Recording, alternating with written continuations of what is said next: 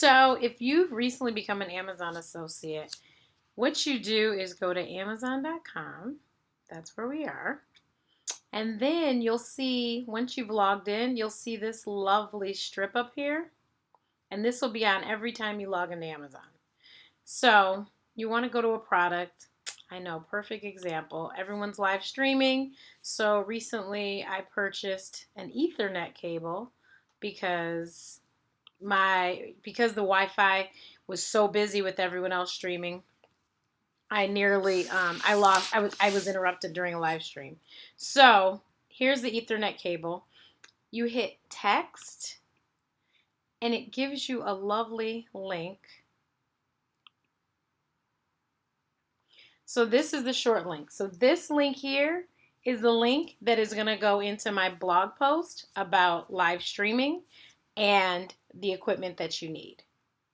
So, and see, you can do short link or full link. God only knows why you would do that. So short link it is. But you have options. You can also do image. And here's the code that would go into your post. So it would be this here picture. You don't even have to download it. You can put that code into your post. And then here's text and image. So here's what it looks like and it goes into your post. So this is, like I said, on every single blog post. I mean, every single time you go to Amazon.com, this is going to be up here.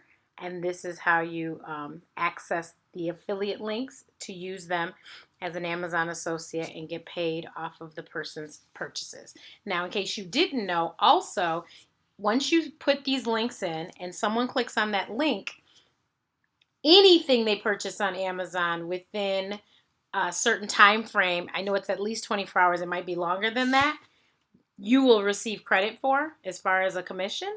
So that's another reason to always include all these links in your blog posts.